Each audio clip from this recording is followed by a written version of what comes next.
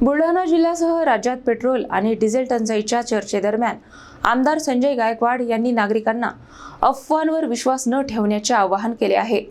राज्यात इंधनाचा पुरेसा साठा उपलब्ध असल्याचे त्यांनी स्पष्ट केले। बुलढाणा जिल्ह्यात पेट्रोल आणि डिझेलसाठी वाहनांच्या वाढत्या रांगा आणि नागरिकांमध्ये निर्माण झालेल्या चिंतेच्या पार्श्वभूमीवर शिवसेना आमदार संजय गायकवाड यांनी महत्त्वाचे आवाहन केले आहे।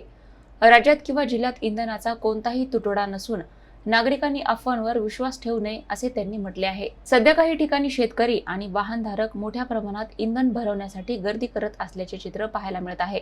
या गर्दीमुळे काही ठिकाणी गोंधळ आणि अनुचित घटनाही घडत असल्याचे समोर आले आहे। याच पार्श्वभूमीवर नागरिकांनी घाबरून इंधनाची अतिरिक्त साठवण करू नये असे आवाहन करण्यात आले। संजय गायकवाड यांनी सांगितले की शेतकऱ्यांसाठी आवश्यक डिझेल पुरवठा सुनिश्चित करण्यासाठी प्रशासन आणि पेट्रोल कंपन्यांमध्ये समन्वय सुरू आहे। तसेच पाणी टँकर, रुग्णवाहिका, अग्निशमन सेवा आणि इतर अत्यावश्यक सेवांसाठी स्वतंत्र नियोजन करण्यात आले असल्याची माहितीही त्यांनी दिली। दरम्यान पेट्रोल कंपन्या पूर्ण क्षमतेने इंधन पुरवठा करत असल्याने नागरिकांनी शांतता राखावी आणि प्रशासनाला सहकार्य करावे असेही त्यांनी नमूद केले। ज्या पेट्रोल पंपावर रांगा लागल्या, कुठे कोणी शेतकरी रस्ता रोको करण्याच्या मानसिकतेमध्ये, कुठे मारामारी भांडणं होत आहे। पण मी आपल्याला सांगू इच्छितो की डिझेलचा, पेट्रोलचा तुटवडा आपल्या जिल्ह्यात आणि महाराष्ट्रात नाही। मी सकाळी जिल्हाधिकाऱ्यांशी बोललो। सगळ्या कंपनीवाल्यांचं म्हणणं आहे की पेट्रोल पंपवाले जेवढ्या गाड्या पाठवतील तेवढ्या गाड्या आम्ही भरून द्यायला तयार आहे। त्यांनी फक्त गाड्या पाठवाव्यात आणि त्याच्यामुळे शेतीची मशागतीची काम आपल्याला करायची आहे।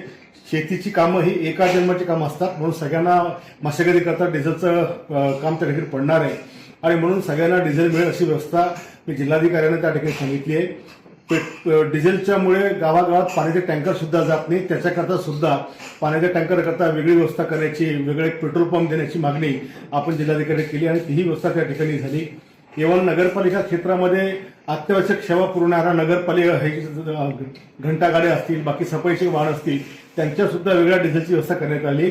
त्याच्यामुळे कोणीही असं काही घाई समजू नका किंवा स्टोअर करायचा प्रयत्न करू नका की आपल्याला पुढे डिझेल भेटणारच नाही।